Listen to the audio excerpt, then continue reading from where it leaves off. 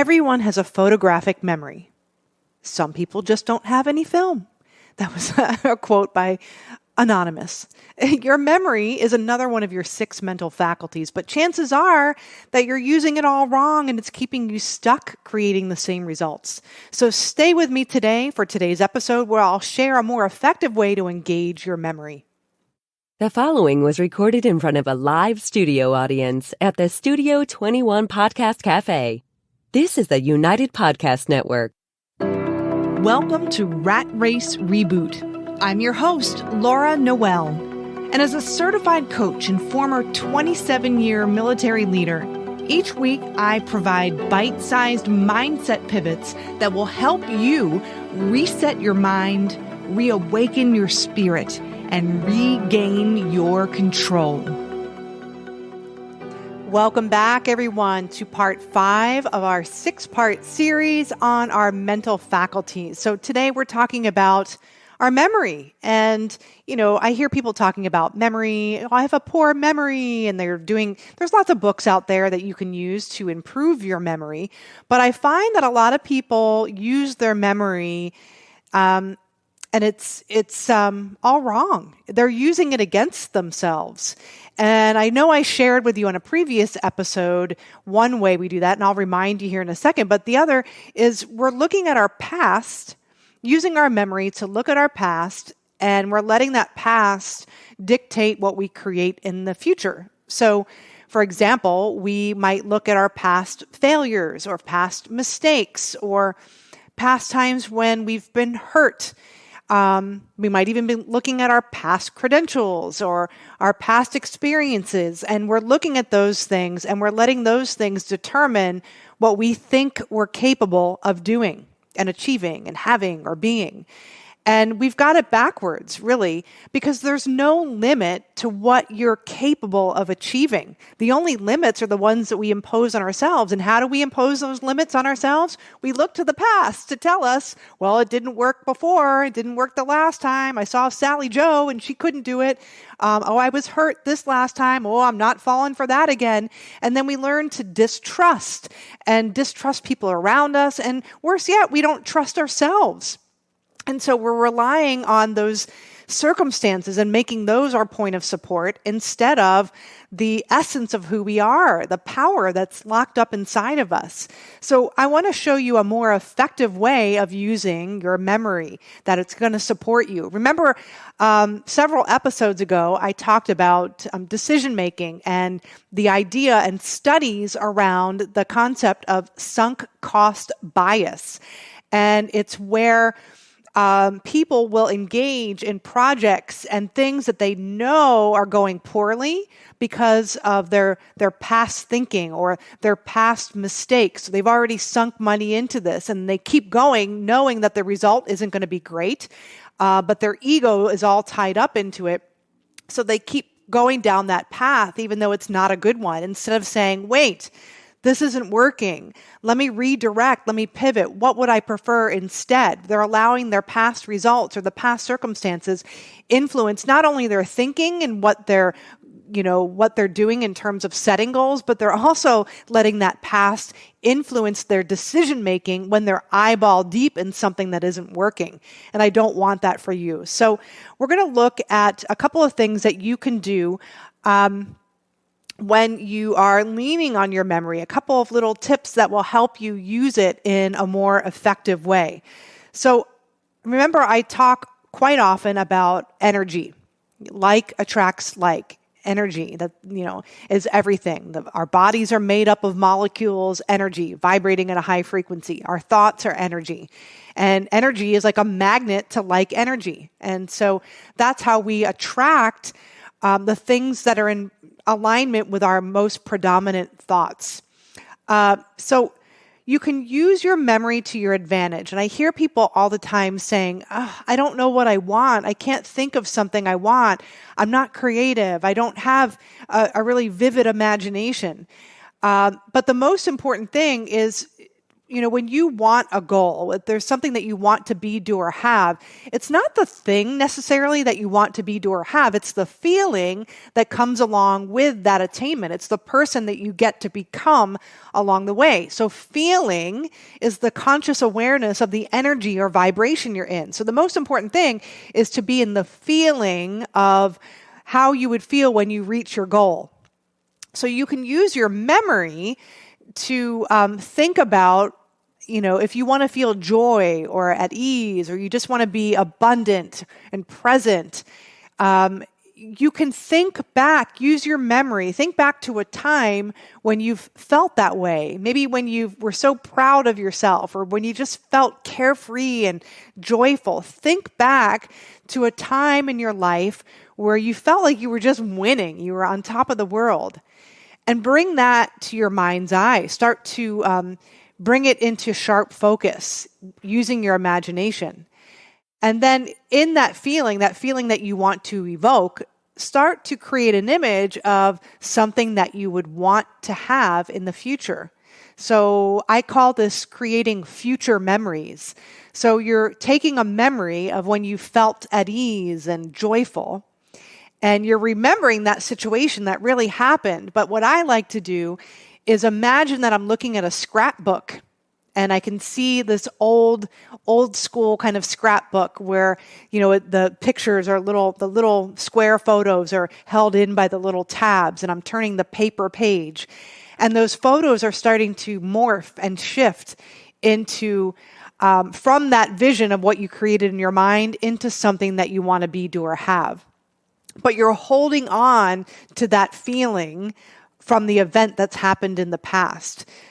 Does that make sense? It's really a powerful experience, and we'll try it today in our guided meditation. So that's one thing that you can do, is use future memories to your advantage. Start with an image of something that you've created or done in the past where you felt the emotion that you want to feel in the future. So if you say, I want to start a business and I want to be wildly successful, why do you want to start that business?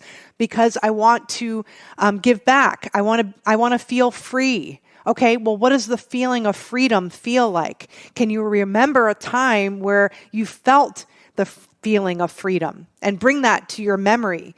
Now morph that picture into the image of what you truly desire in the future.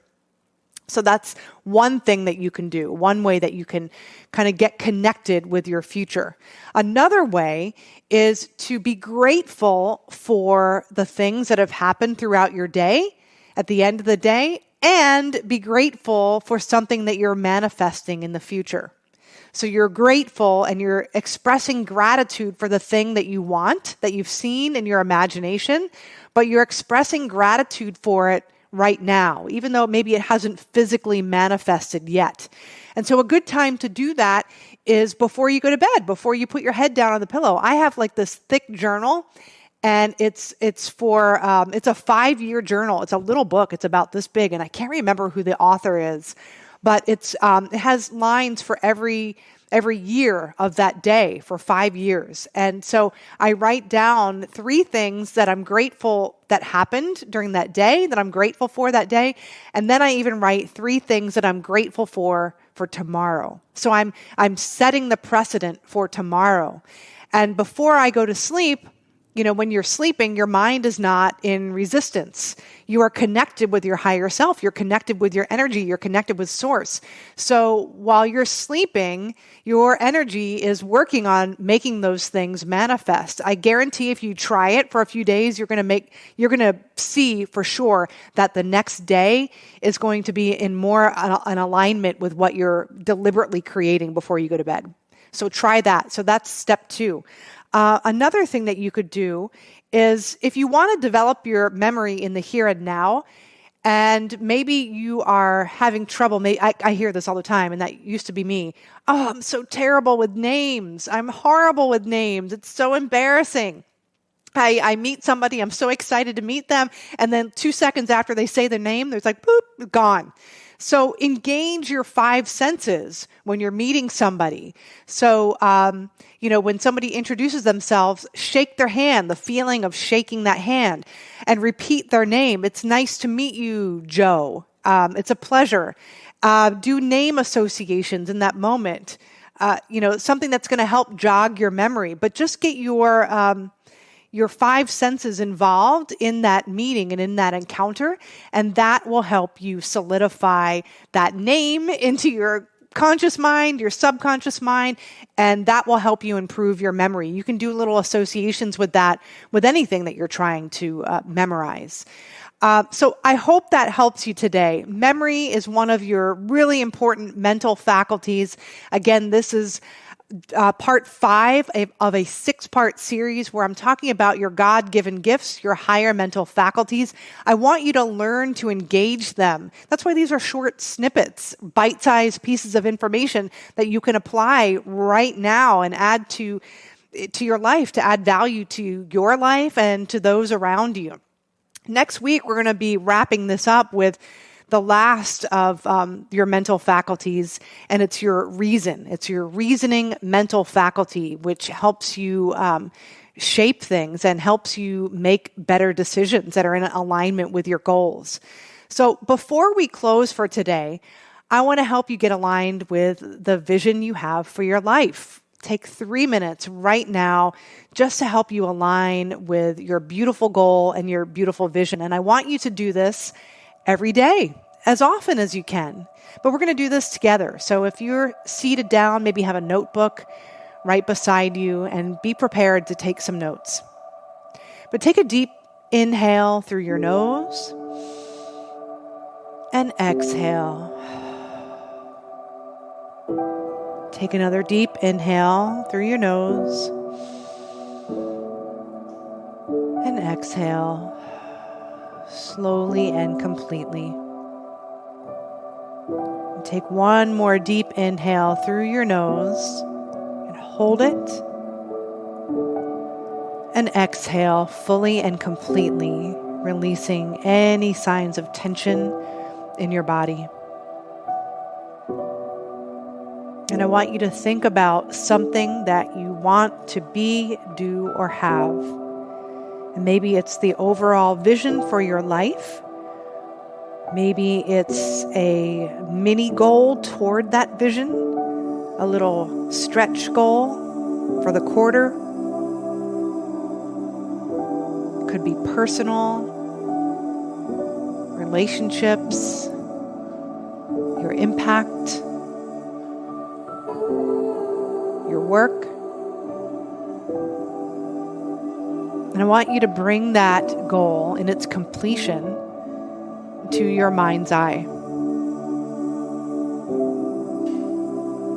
And exercise your imagination using your 5 senses. What are you taking in through your sense of touch, your sense of smell, your eyesight? What are the sounds that you're picking up around you?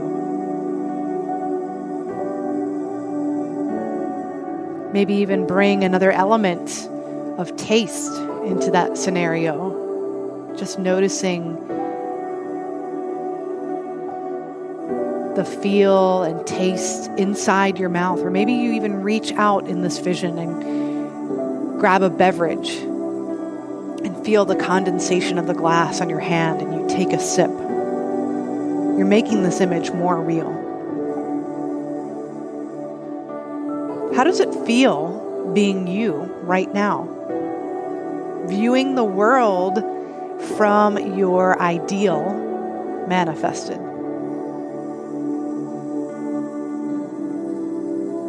And ask yourself for inspired action steps. What can I do today to attract the things and the resources that I need to make this a reality? How can I serve today in alignment with that goal?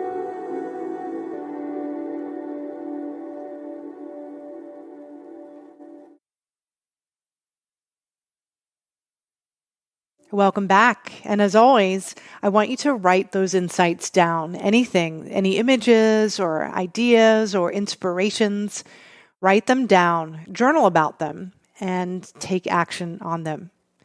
I'm excited that you joined us this week. Next week, we're going to wrap up this 6-part series on your 6 mental faculties. We're going to be diving into your reasoning faculty, which is the faculty that helps you make more effective decisions.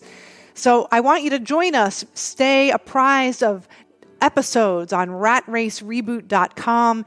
Be sure to subscribe to our mailing list so you know when I have different workshops and free events that will help you take these concepts deeper and into your life so you can advance your goals and dreams. And lastly, let us know how you feel about these episodes. Give us a review. Follow us on your favorite channel where you catch your podcasts so that we can spread the word and have more people engaging in this information and benefiting from it.